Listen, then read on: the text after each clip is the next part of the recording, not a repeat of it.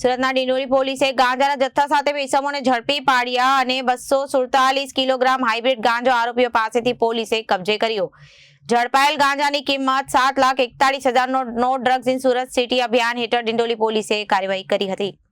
સુરતમાં ડિંડોલી પોલીસે ગાંજાના જથ્થા સાથે બે ઇસમોને ઝડપી પાડ્યા। 0.247 કિલોગ્રામ હાઇબ્રિડ ગાંજો આરોપીઓ પાસેથી પોલીસે કબજે કર્યો હતો।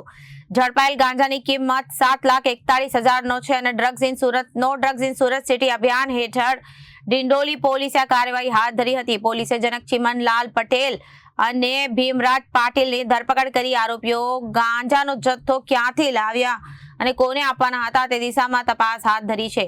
પકડાયેલા આરોપી વિરુદ્ધ જનક ચિમનભાઈ પટેલ વિરુદ્ધ અગાઉ પણ નોંધાયેલો હતો ગુનો।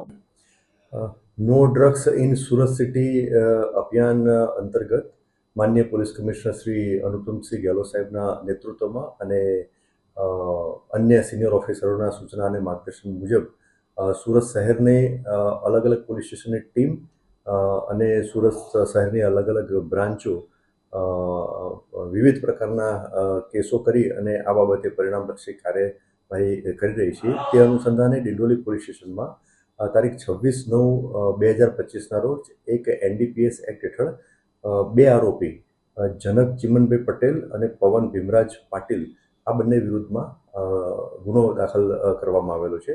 આ NDPS કેસની હકીકત એવી છે કે ડિંડોલી પોલીસ સ્ટેશનમાં એક નાર્કોટિક્સ NDPS એક્ટ હેઠળ કાર્યવાહી કરવા માટે એક અલગ ટીમ બનાવવામાં આવેલી છે। આ ટીમના એક પોલીસ કર્મચારીને એક સ્પેસિફિક બાતમી મળેલી હતી કે ડિંડોલી મધુરમ સર્કલથી દીપ દર્શન સ્કૂલ તરફ જવાના જાહેર રોડ ઉપર બે ઈસમો સ્પેસિફિક વર્ણન પણ એમાં બાતમીમાં મળેલું હતું।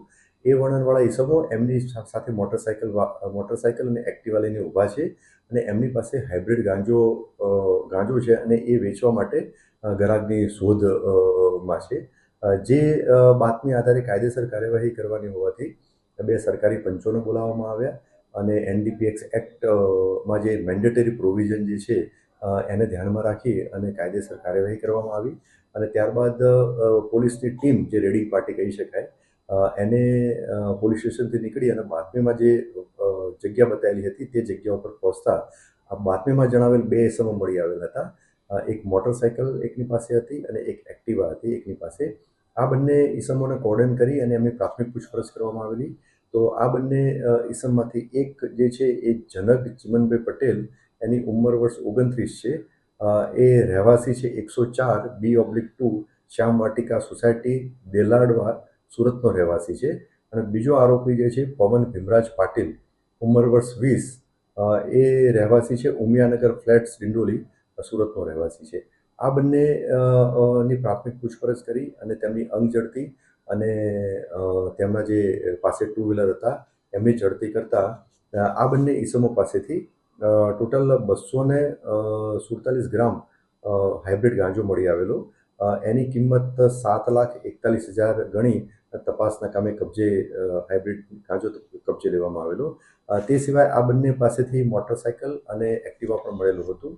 તે અને અન્ય મોબાઈલ અને અન્ય ચીજવસ્તુઓ એમ મળી અને ટોટલ 8,02,000 ની કિંમતનો મુદ્દામાલ તપાસના કામે કબજે લેવામાં આવેલો છે અને આ બંને આરોપીઓની ધરપકડ કરી અને આગળની કાયદેસર કાર્યવાહી હાલમાં ચાલુ છે। આ બંને આરોપીઓમાંથી એક આરોપી જનક ચિમનભાઈ પટેલના વિરુદ્ધમાં સલાબતપુરા પોલીસ સ્ટેશનમાં 2018માં એક ધાડનો અને કિડનેપિંગનો એક ક્રિમિનલ કેસ પણ રજીસ્ટર કરવામાં આવેલ છે। Bureau report Janadesh news.